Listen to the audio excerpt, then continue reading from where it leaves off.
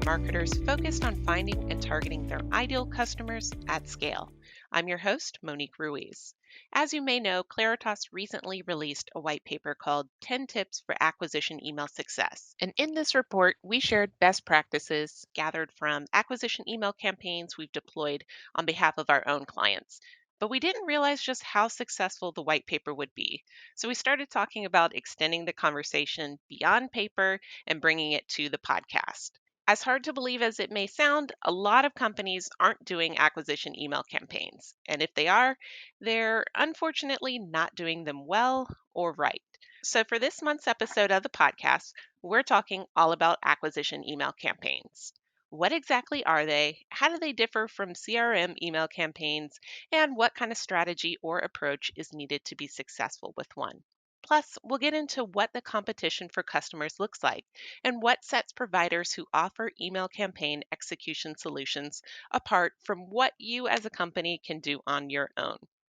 We have a lot to get through, so I want to go ahead and introduce my guest, David McPhillips, who's a VP of Sales here at Claritas and has a strong background in executing successful acquisition email campaigns.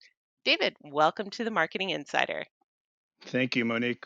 It's good to be here. Good to have you. And since this is the first time that you've been a guest on the podcast, and you're still a little bit relatively new here at Claritas, can you give our listeners a little bit of your background and your areas of expertise so they can get to know you better? Sure. So, as you mentioned, I'm the vice president of new business development with a particular focus in financial services, which is where my background primarily lies. I've been doing direct marketing for a long time. I started my career at Chase on the client side, and worked there for many years, and then made a transition. First, working at a relatively early stage marketing agency and then transitioning and working at Epsilon, Zeta Global most recently, and at Claritas now since last August. Nice. So, I want to start off with the basics for this podcast because you heard me say in my intro, and you know this all too well, but people don't really know and understand what an acquisition email campaign is. So, the name is pretty self explanatory, but can you break it down for us? What is an acquisition email campaign, and why would you have a different approach or strategy for this kind of campaign than you would for a CRM email campaign? Yeah, so as you said, the name to some degree does sort of self-define the difference between a CRM campaign. So I think that while people probably do understand that an email acquisition program is designed to acquire brand new customers, Hmm. they may not have quite as much insight or perspective as to what the differences are, which are significant. And so a channel exists for most companies where email to current customers has a sort of a mature marketing cadence as well as servicing associated with it. But when it comes to acquisition email, there's no similar channel with internal employees supporting Hmm. said channel. And so the Claritas email acquisition solution sort of brings to market some of the unique and important capabilities that are associated with the act of email acquisition. And that's what we'll be sort of calling out and talking about today. Yeah, I was surprised when you and I first started talking about joining up for this episode, just how much confusion there is out there with companies thinking that they're doing acquisition emails when really they are doing CRM email campaigns and kind of just happen to have a few prospects thrown into the mix. So hopefully we can explain and clear up any confusion. And I know that email, it gives businesses the opportunity to engage with prospects one to one, but are there any other benefits to acquisition email campaigns that maybe aren't as obvious but are equally as important? Well, it's a great question. And I think that, email acquisition is really sort of a hybrid of a direct mail, PII, personally identifiable information, anchored marketing effort, and a digital effort that's typically anchored more off of cookie.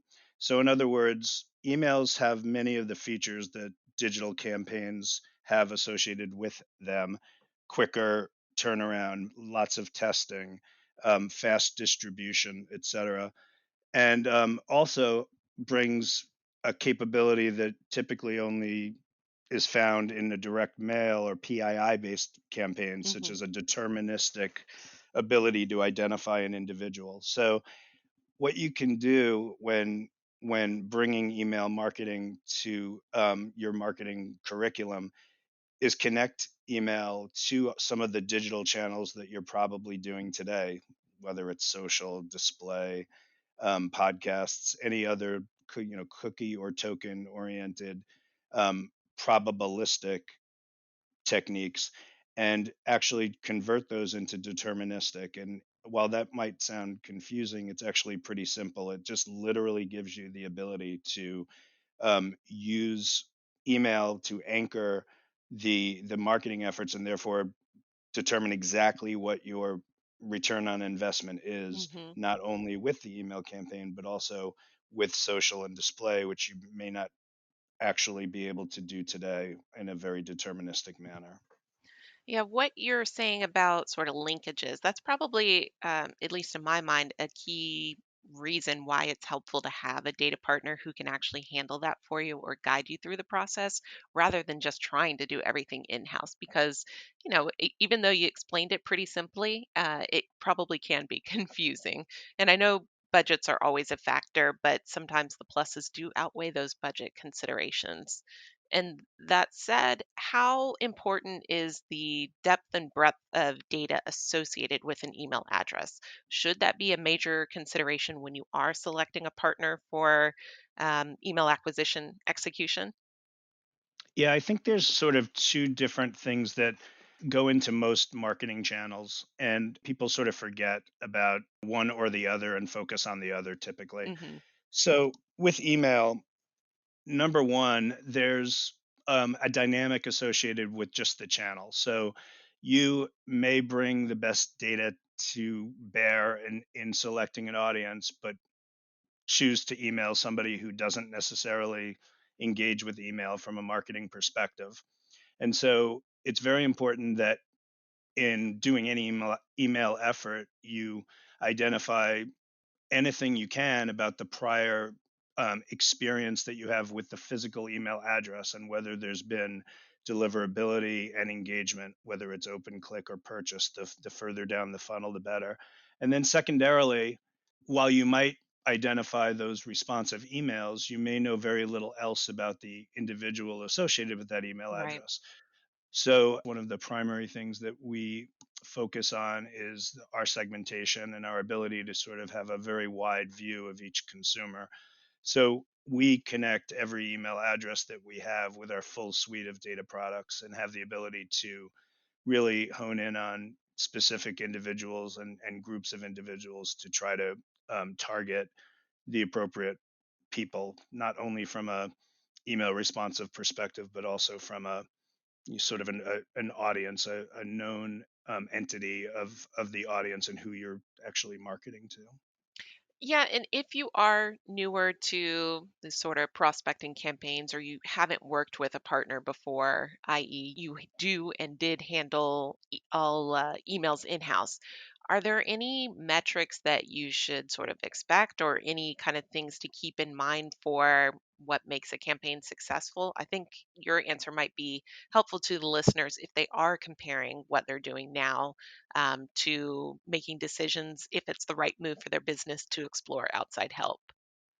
Yeah, I mean, I think there's again a couple of things to consider. First of all, the, there's a whole aspect to email acquisition associated with the IPs that they're delivered from, and so I think the notion of doing in-house email acquisition is one that companies need to consider very significantly prior to pursuing that path. But having said that, the to answer your question very directly, the open rates and click rates, which are the sort of front end metrics that we have the most insight into from email acquisition programs, there's sort of a almost inverse dynamic associated with performance relative to the more familiar CRM dynamics. So where you have a known brand and an email engagement with a current customer, your open rates are significantly higher than in an acquisition campaign. It's Hmm. just sort of, kind of common sense that that would be the situation. There's going to be less um, people opening a brand new acquisition offer than if they're engaged with the brand currently. Right.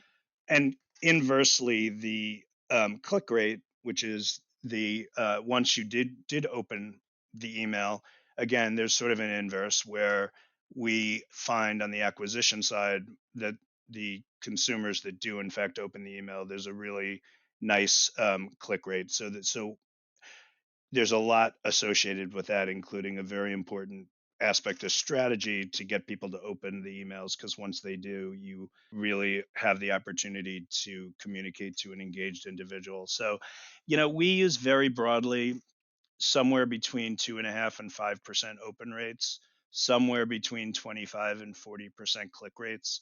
There's a lot of things that go into that: the specific vertical, the compelling nature of the particular offer, uh, just the brand's positioning within their own market, et cetera. But in broad terms, those are directionally kind of the numbers that I think the listeners can focus on as far as sort of specking out a potential campaign. That makes sense. And those stats definitely give you a lot to think about it. I think it is important to kind of reiterate that the numbers do vary across industries. So you can't just look at one specific number and say, hey, that's the number we have to hit or we're not successful. But I think your answer there kind of put us at a great point to take a quick commercial break. We do have a lot more we want to talk about, so we'll be right back. So stick around. Hey there, marketers. You heard me mention a white paper at the beginning of this episode, but I want to make sure you have a chance to access it. In 10 Tips for Acquisition Email Success, Claritas shares real world experience from more than 300 client acquisition email campaigns across multiple industries, including what metrics provide a true measure of a campaign's success. We'll provide you with tips to seamlessly integrate acquisition email into your media mix to drive more effective and efficient one on one engagement with your best prospects. Find it on our website, www.claritas.com. Click on the Insights tab and navigate to resources to download your free copy. And now, back to the podcast. So, now that we've had a chance to get a sip of water during that commercial break, let's go ahead and continue the conversation. So, David, I know every company has their various taglines, and Claritas is definitely no exception to that rule. And sometimes you hear us say that we help you reach the right inbox at the right time. And maybe this is a silly question, but is the right time referring to the actual time of day or something else? So it's actually it's a great question again, and I think that the theme of my answers today seems to be that there are sort of two ways to look at certain things, and I think that in this case there really is a literal aspect to that tagline that's appropriate. As consumers ourselves, each of us, we have some insight into how we in fact engage with our email inbox, and especially in non-COVID times, whether you're taking a train to work an hour in the morning and an hour home, or you're driving and looking at your devices at lunch at work or whatever, there's obviously times that you're probably going to be more well receiving of, or have more time to invest in actually reviewing the email offers that are Hmm. in your personal inbox. So we have a practice at Claritas of capturing all that information and actually determining the literal best time to reach you regarding different types of messages, what device you're accessing your email inbox with during those time frames, et cetera. So there is that whole notion of right time that's associated from a literal standpoint and how I explained. But there's also more of a stage of life or decision making stage that's associated as well. And as you asked before about the data that you can look at in association with the email address, we do have the ability. with the expansive and wide data set that we have on each email address to identify the right time to extend particular offers to individuals. So propensity scores and the ability to try to determine when somebody might need a new auto insurance policy or is in the market to buy, vacation clothing or whatever it might be. So there's more of a proverbial right time associated with that tagline as well, which has more to do with the stage of a decision making or need that a consumer may be filling. Okay, that makes sense. And something that Claritas does that I'm sure some other providers do, maybe some other providers don't, but we do a 3-time deployment of campaigns, and that's kind of standard with our own delivery services. But what would be the purpose of doing something like that? And why should a company really care about that or potentially incorporate it into what they're currently doing? So I think that the best way to think about this concept is like any other marketing effort, you get smarter as you do more of it. And the more Hopefully. diversified, hopefully, exactly, a good point. But there's a diversification as well across many verticals that feeds broader insights as well. Hmm. And so while we mentioned before that opens and clicks may vary by vertical, you start to see certain commonality across verticals as well that you can draw conclusions. Okay, this is a higher overall open or click rate or both when we employ these tactics across whatever vertical. And so things like that, the more you do, the more you learn, as Hmm. I said before. And so we have our best strategy in place, and that best strategy right now is 3-time deployment. As far as the literal reason for that, I think there are some nuanced email dynamics associated with that strategy. But if you just again think of it as being a consumer yourself, you may see a an offer from a brand that you're familiar with but not currently a customer of in any meaningful way that may go in your inbox. You may deprioritize it. It may in fact not even be read for a period of time, etc. And so many times when folks first do email marketing, that's the end of their effort. They've deployed the one time and they're reliant on somebody coming back and somebody getting around to reading the email. Yeah. And so what we found is that the sort of the gradual introduction of the brand with round one and in fact a creative approach that's consistent with this philosophy, and then following up about a week later with a second email with a again a sort of a gradual creative approach to maybe a bit more of a direct call out to take action in that second email, and then following up a week later with a very direct sort of click here, buy now, take action, whatever that might be.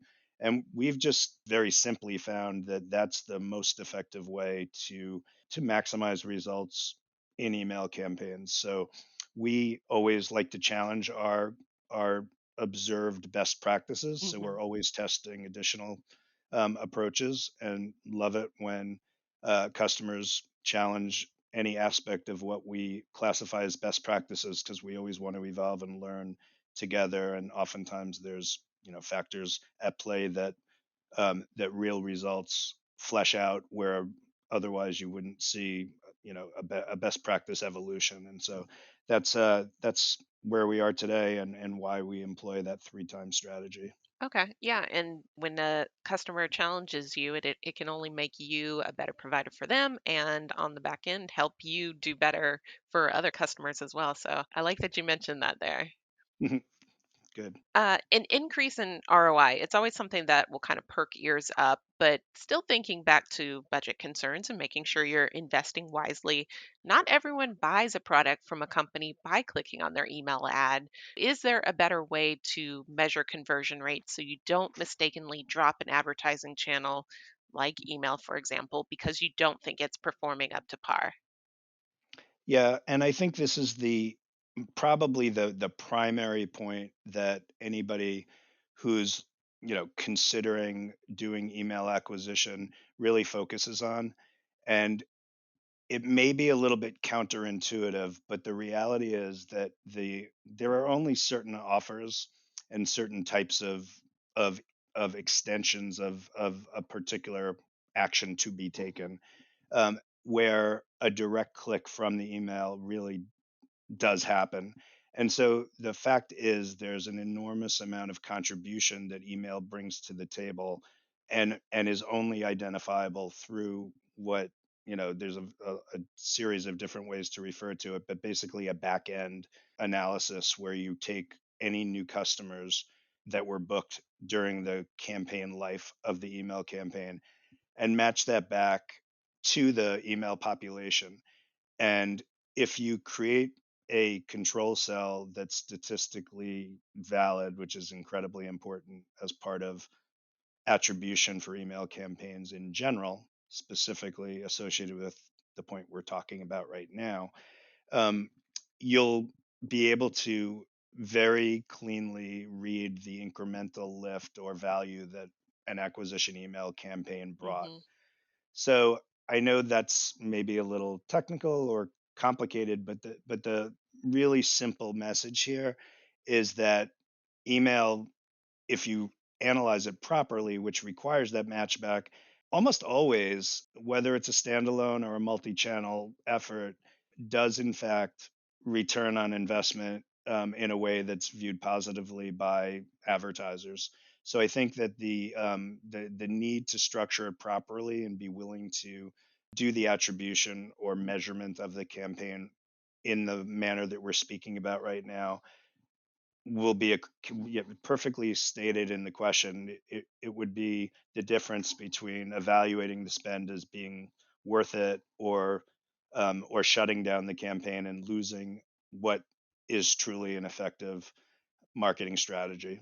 Right. And we do talk more about measurement in general because it is, I mean, it's a beast and it's a conversation in itself. But we talked more about that in last month's episode of the podcast. So, listeners, just kind of a plug for that episode. If you want to know more about just measurement in general and why you should actually be measuring the success of your campaigns, go ahead and listen to March's episode of the podcast. But David, we've kind of chatted for some time now today, so I want to go ahead and wrap things up with just one final question for you. So we've talked about what acquisition email campaigns are, why you need to be doing them, and kind of what to expect when you do them successfully. But is there anything that would make a marketer hesitate to consider making acquisition emails a focus or a bigger focus in their marketing mix? So I think that there's a few things at play. One, the early stages of email acquisition had some sort of missteps that are kind of across the board. One of the primary ones was taking direct mail approaches and essentially transitioning them directly to email, Mm, which led to a lot of companies sort of having unsuccessful efforts in their early stages. And we touched on many of the reasons why that wouldn't work. One of the primary ones being the email engagement itself. There's a population of people that are direct mail responsive that are, in many instances different to those that engage with email from a, sort of a demographic and psychographic profile perspective. The other thing that, became an issue until I think it was '03 with canned spam was the sort of the sensitivity around some of the bad actors that are at play with email and how they use the marketing channel. yep. And so you're right. There's, again, because there's a nuanced sort of dynamic associated with navigating some of those things. What we found is that, having working with a partner that does really understand any of the sensitivities, whether there's legislative or regulatory components, which there are by verticals, or canned spam compliance issues, or any sort of brand concerns with associating with a channel that has had some negative press.